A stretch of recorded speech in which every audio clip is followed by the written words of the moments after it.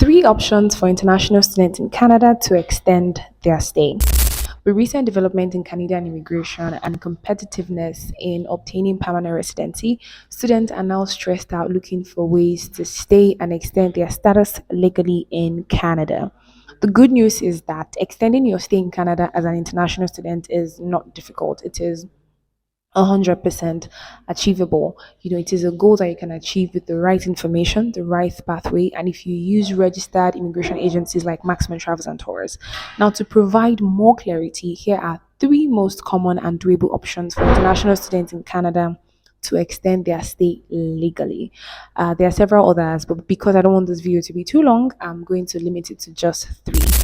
Option number one is for you to extend your student status by applying for a second course.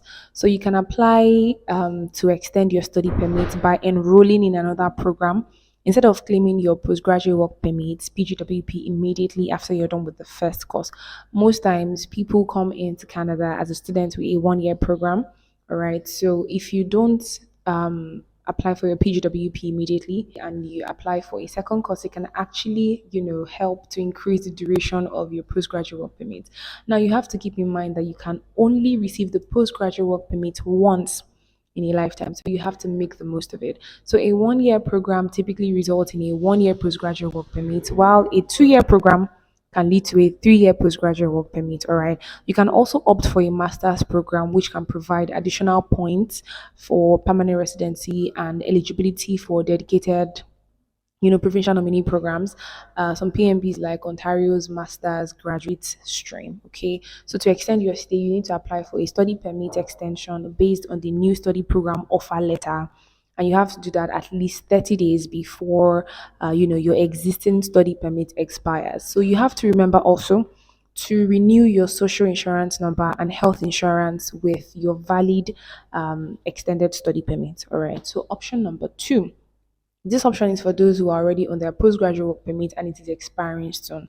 So international students already on a postgraduate work permit that is expiring soon and not having enough points to meet the prevailing permanent residency scores can also extend their stay as students based on a new study program. Okay, so but you have to note that you cannot claim postgraduate work permit again because you can only claim it once in a lifetime. All right. So alternatively, you can apply for a closed work permit, which requires a job offer and a positive labor market impact assessment (LMIA) from a Canadian employer.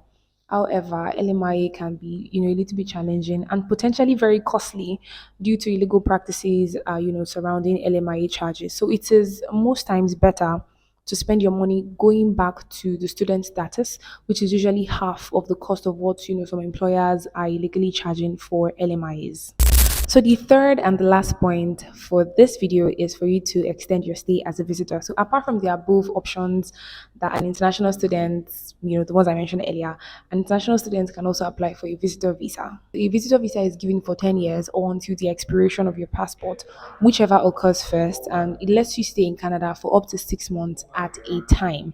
All right, so visitors can extend their stay beyond the 6 months time limit by applying for an extension via the visitor record. I think I've explained the visitor record and the visitor visa in one of the previous videos. You can actually go back on the page to check that out. However, visitors are not allowed to work legally in Canada, and if you work and you get paid in cash, such experiences cannot be counted towards any of the permanent residency programs. Okay, but some visitors usually apply and get a US B1 B2 visa.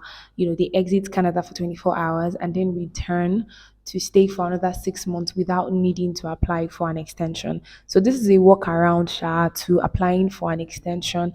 It is legal, it's a legal way of living in Canada again for up to 6 months. So whether through work permit, further education, or visiting, there are multiple pathways to help you continue your journey in Canada.